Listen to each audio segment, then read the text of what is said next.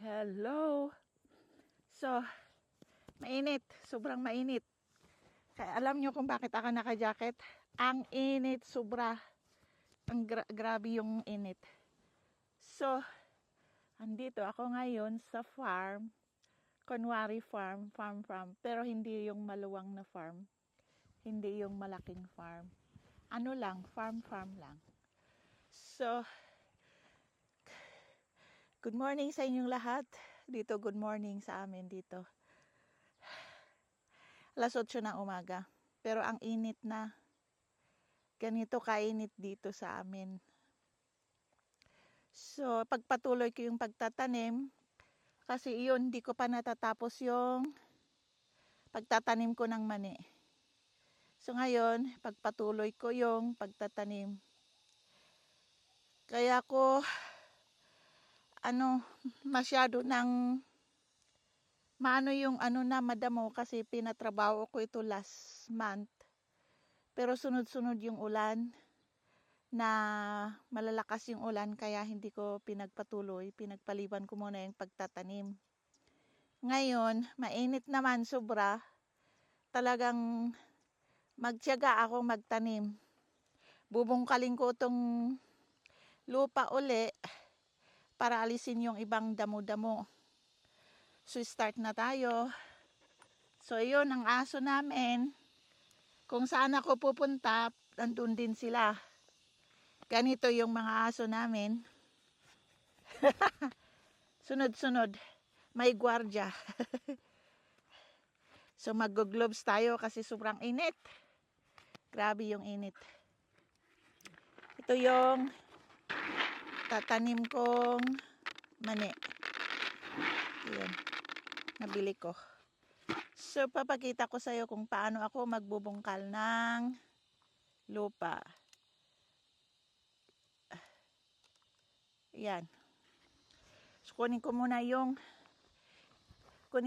iniwan ko doon na anong tawag doon yung pagbungkal.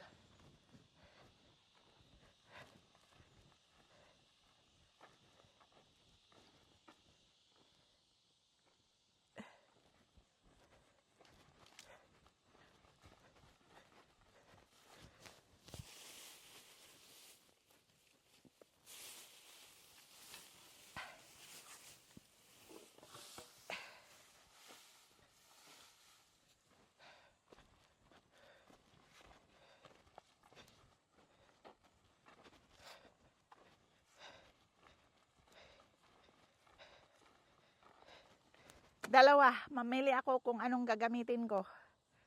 Pero yan muna. Try ko muna ng isa. Magtakip ako ng tuwalya. Sisilipin ng araw yung mukha ko maitim. Ang itim-itim ko na nga. Para magganito ako. Para may sisip-sip sa pawis ko kasi sobra akong nagpapawis. Try ko muna to kung maganda itong gamitin. Ganon siya.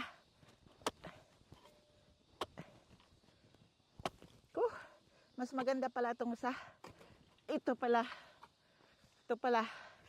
Yung mas maganda. Ay, tanggalin ko muna yung itak ko.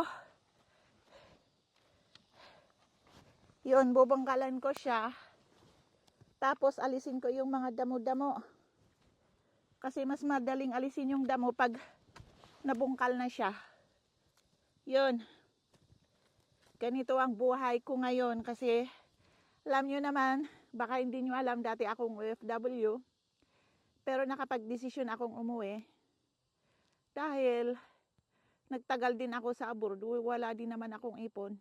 Kaya napag-isipan ko, umuwi na lang. Kasi yung tatay ko matanda na rin para may kasakasama din sa bahay pag wala siyang makasama kasi yung mga tao doon nagtatrabaho. Kaya makauwi, at least masamahan ko siya. Tapos pagka may oras ako, pupunta ako dito mag-garden. Ganun lang siya. Ganun lang buhay. Tapos kung minsan nagtitinda ako sa kalsada,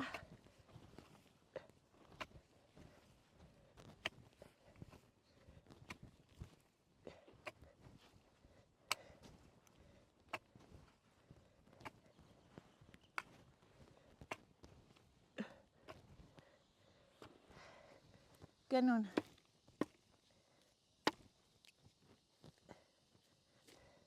Yan. Madaling alisin yung damo pagka nabungkal na siya. Whew.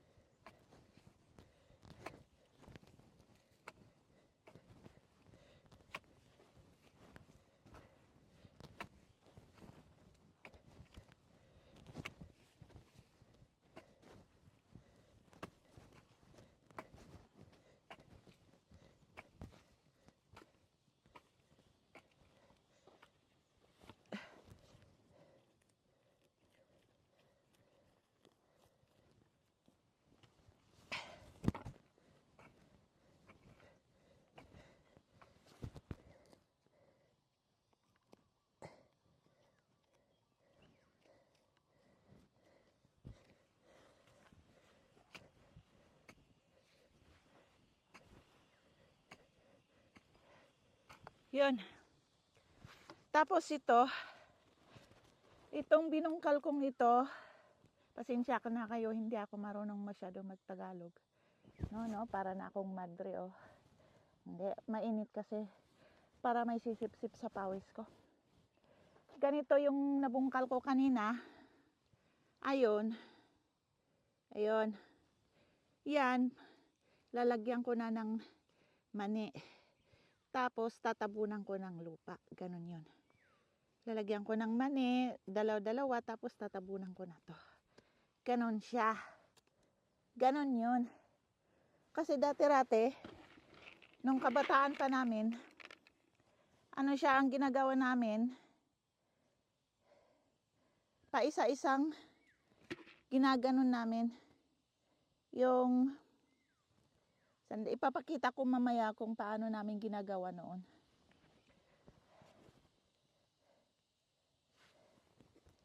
Yan, ganito, tigda dalawa. Kung medyo alanganin yung mani, kung alam mong parang sira yung mani, 3. So, ayan. Ganun siya. Yan. Huwag masyadong magkalayo. Huwag masyadong magkalayo. Uy, makanta na ako. Huwag magkalayo para ganun siya. Okay naman to.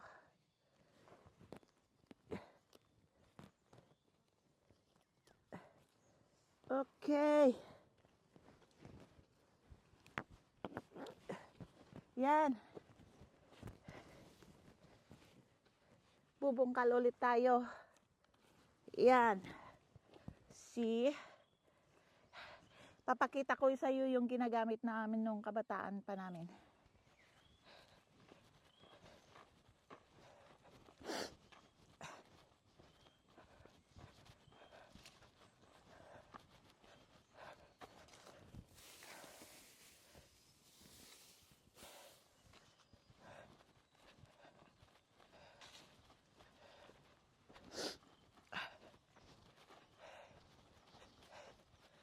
Ito yung ginagamit namin nung kabataan namin.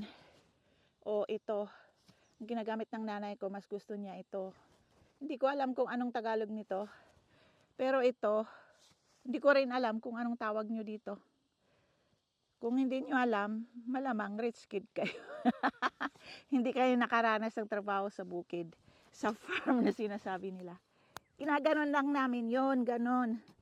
Tapos, isushoot namin yung mani. Mas madali kung itong lupa sana ay malinis, walang damo-damo. Pero kung matagal na itong pinaararo ko dati, tapos hindi ko tinamnan agad, ayun, umusbong na yung mga damo-damo. Kaya binubungkal ko muna para at least alisin ko yung ibang damo. Ganon yun. O diba, may natutunan ba kayo? Ganito lang kami sa bukid. simpleng buhay, ang hirap ng buhay dito sa bukid. Hindi nyo naranasan. Ang hirap-hirap. Diyan yung araw, mabibilad ka sa araw. Tapos, hindi mo sigurado kung yung pananim mo, pag bininta mo, kikita ka o hindi. Kaya ito, hindi ko na siya lalagyan ng fertilizer kasi, try ko muna yung kasi ang noon, nung kabataan namin, pag nagtatanim kami ng mani at mais, hindi kami naglalagay ng abono o fertilizer. Ganun lang siya. Tinatanim namin, tapos pagka lumaki na yung mga pananim namin, andyan din naman yung mga damo, sumasabay. Tinatanggal lang namin yung mga damo para mamunga siya. Ganun.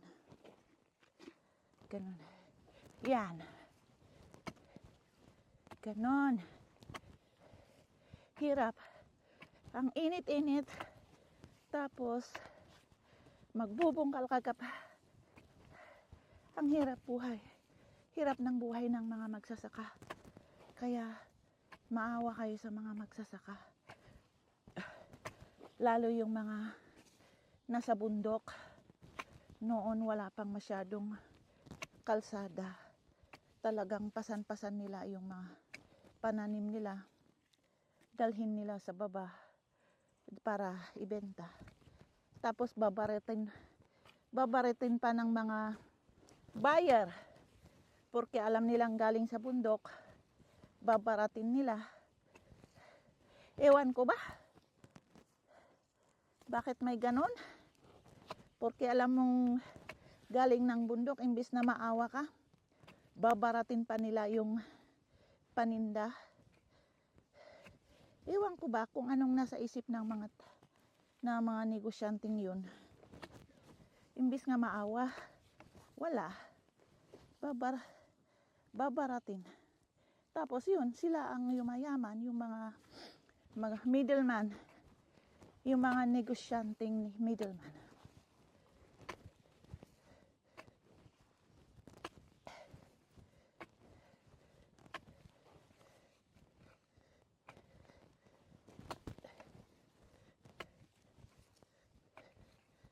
Yun. Siya. Lagyan ko na ng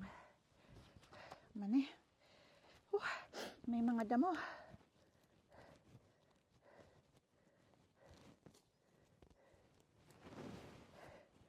Ngayon, umpisahan ko ulit na mag-vlog.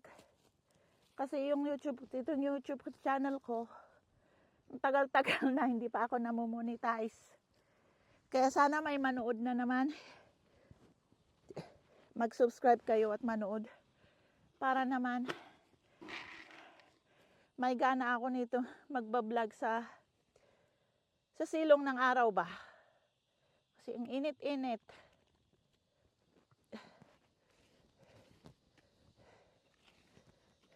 Oh. Ganon.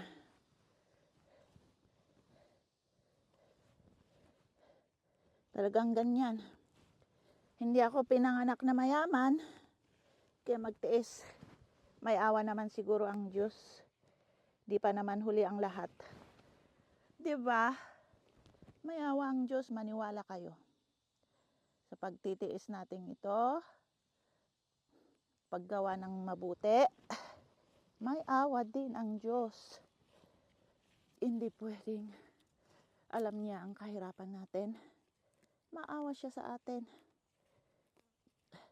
Ako naniniwala ako sa ganun. Na may awa ang Diyos. Alam naman niya, nagbabanat buto tayo. Kaya yun.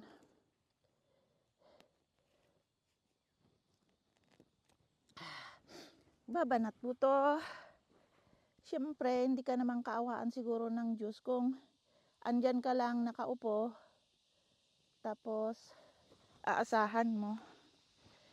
Sabi nga nila, nasa tao ang gawa, Nasa Diyos ang awa. O, diba? O. Ano ko muna, off ko muna, ha? Bye-bye muna. Diyos ko, tumutulo na yung pawis ko. Nakikita nyo? Pawis na ako. Grabe ang init, 30 degrees siguro. Ay, Diyos ko, bye-bye.